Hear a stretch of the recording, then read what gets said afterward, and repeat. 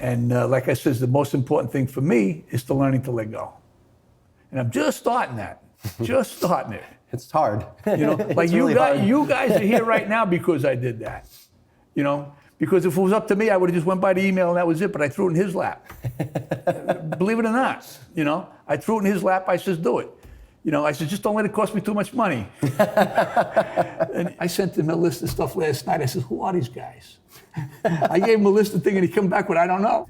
But now that I see you guys, I mean, how much could you possibly cost me?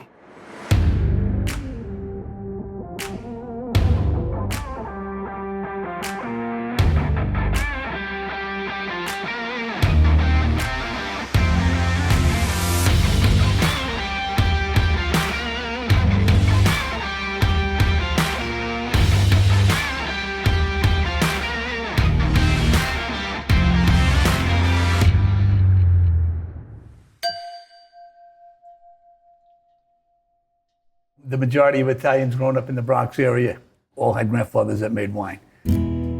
My wife and I drove up here on a beautiful, beautiful October day from the city and fell in love with the area as well as this property. And there was an active winery on the property. Somehow a dream started at that point of, you know, what if someday kind of we can do that? So I had to scramble. Try to take 1964 technology and stomp it on the grapes and bring it up to today. So how do you do that? You go ahead and you hire quality people. How do you do that? That's the tough part.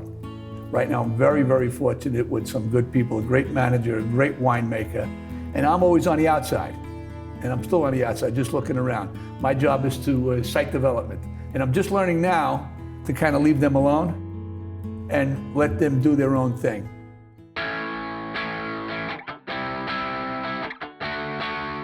Welcome back. As you may know already, I'm a late bloomer when it comes to some things. And the Hudson Valley is no different, as it's always been an afterthought when it comes to quality wine growing. This region can say it has the oldest vineyard and winery in the United States, but all its history is not enough to convince the wine connoisseurs that we make good wine here. New York is a fun place to make wine, but it's a royal pain in the ass. You gotta love it. You've got really cold winters, you've got variable summers. Along with that, you've got this bunch of grapes that you've narrowed down to what you can grow here. So they're the survivors, like Cabernet Franc or Vidal, which we grow here. These are the grapes that you have to work with and make really good wine out of, even though 20 years ago they didn't have much of a reputation. And if you told me 10 years ago that people were gonna come to this winery and ask for Cabernet Franc by name, I wouldn't have believed you. I was a big skeptic. I'm like, yeah, no one's ever gonna drink this. It's Cabernet Franc.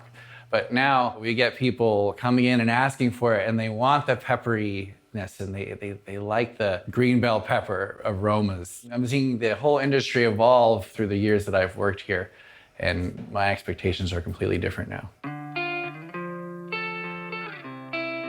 The expectations others have over you is anxiety-inducing. At the age of 3, I dreamt of moving to Hollywood, living in Beverly Hills amongst the stars, and watching myself on the big screen. Never would I have thought that wine would be the thing that brought me to the West Coast. Expectations are inherent in all of us, from inside and out. We are never satisfied.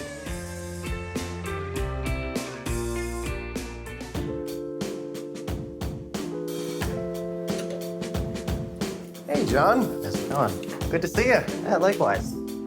People's misconception of the Hudson Valley is, I think, starting to make that little turn. We're making that turn, for sure. I do see that. Collectively, all the wineries here are trying to kind of push as the Hudson Valley grape is Cabernet Franc. The colder climate allows it to have that unique spice that you can find in it that is kind of sought after.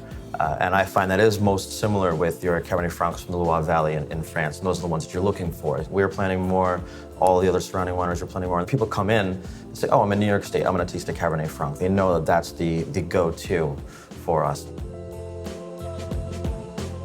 This area was all vineyards at one time, this particular property. We started from scratch in 2008. The vineyards are difficult in the Hudson Valley. An example is this year we recorded -11 in the vineyard. -15, you lose the entire plant. So you start all over again. If you had the plants for 12 years, you start from year 1. -11, for any duration of time, you will lose buds. You'll lose this year's crop. How much, we don't know exactly. There's ways to find out. We kind of close our eyes and figure it out in the end, because I don't want to know. Not that we have a great vineyard, size-wise, but we still have our heart and soul into it. The conditions in this environment will break your heart a million ways to Sunday. New York's growing season is roughly 30 days less than California's, making it more difficult for grapes to reach full maturity. Counter in the intemperate weather conditions growers face year to year, and you've got yourself a recipe for financial instability. My job is to put that plant in a hole. Let's give them no water. Let's give them no fertilizer. Let them look for what they need. And the reason being is because when they get down below that frost line looking for it, at least I know I've got to plant it next year, because I want this vineyard to thrive. I think that we have a good opportunity to teach people here, especially in the Hudson Valley, because we're right near New York City. A lot of people are coming up here, and this is their first winery experience. You know, I've had customers who came in and they got the sweetest white wine, and then slowly I got them to try a light red, and then 5 years later, they're only drinking red wine. Let's do the 2017 Rosé. So we got that right here. Okay. This, if I'm in the tasting room, I always say that this is the hardest wine to make. This is every single red grape fermented in a small lot separately. So we've got 2 different Cabernet Francs, we've got Syrah, 2 different Petit Verdots, we have Merlot, we have Cabernet Sauvignon, and I'm forgetting a grape in there somewhere, Malbec. This is a bone-dry rosé. This is gonna be really refreshing, lightly chilled. Cheers. Cheers.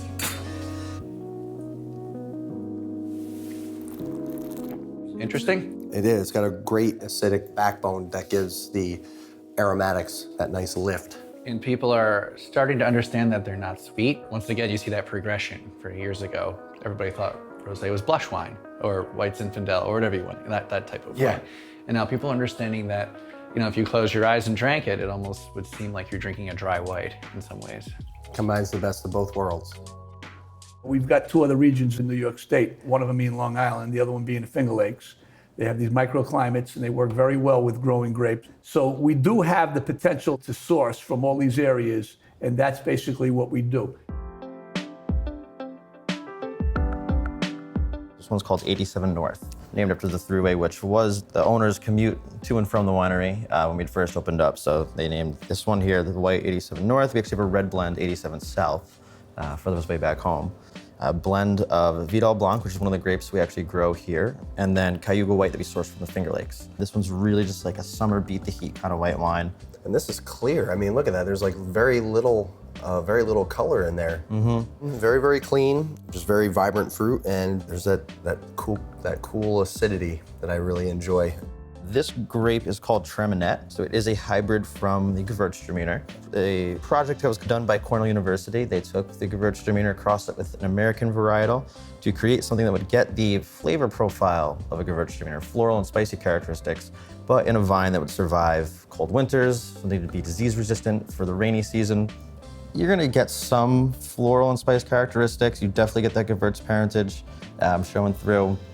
There's also fruit introduced, so it's, you know, it's its own thing. It's different than you would find a traditional Gewürztraminer. This one is like full-on floral.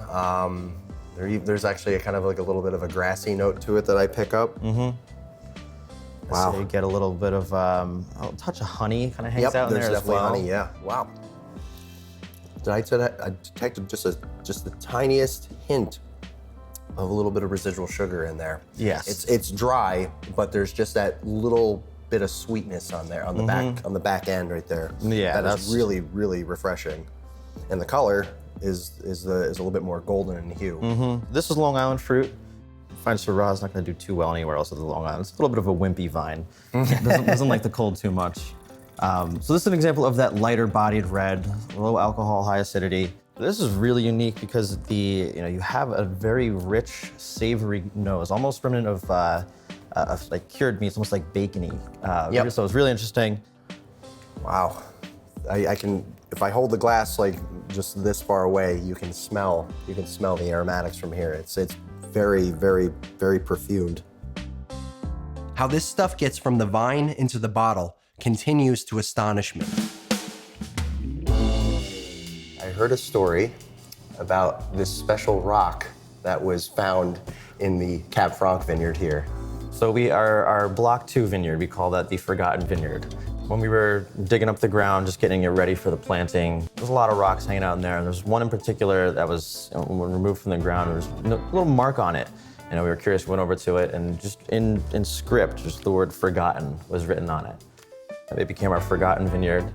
Very interesting to think, how did it get there? So we did our little research. This property, for a long time, early 1900s, was Wallkill Camp. Some counselor, it was definitely above the skill of an attendee of the camp, had written that on the rock, and I guess it was buried in there to be forgotten. But sure enough, many years later, we bring it up, and that became a little story for our vineyard.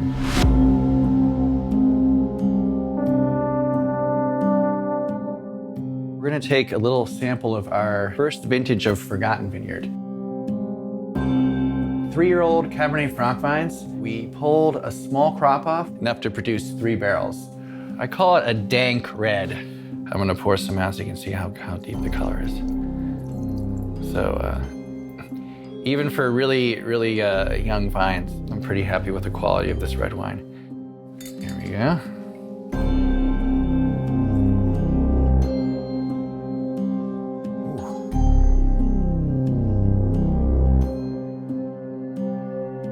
It's like dirty clean.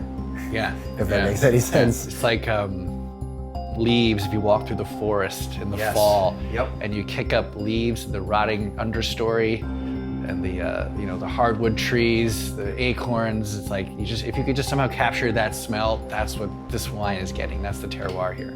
Cheers. But yeah, so here's the dank Cabernet Franc.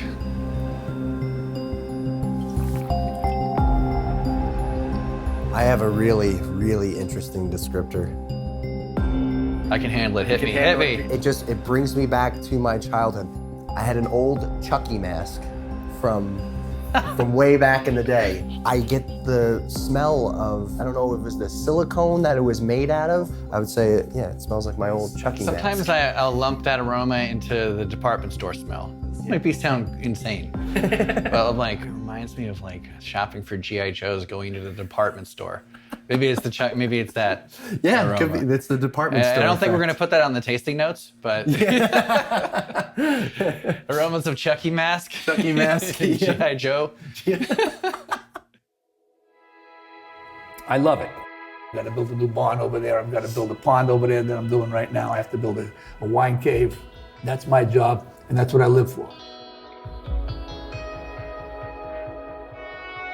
It all started with a dream, an attraction to the Italian blood of his ancestors before him. Wine growers like Harry put in a great deal of stock, faith if you will, year after year in the hopes that the vintage will be profitable. Robibero's Forgotten Vineyard is an example of the rise and fall of our expectations. The constant threat of replanting and the inconsistency of fruit quality is enough to make anyone's dreams a nightmare. But we persevere because the hope is that we realize there's no other choice but to move forward and start again. I moved to California after 30 years of living with my parents. I was consumed by the comfort that complacency tricks you into feeling.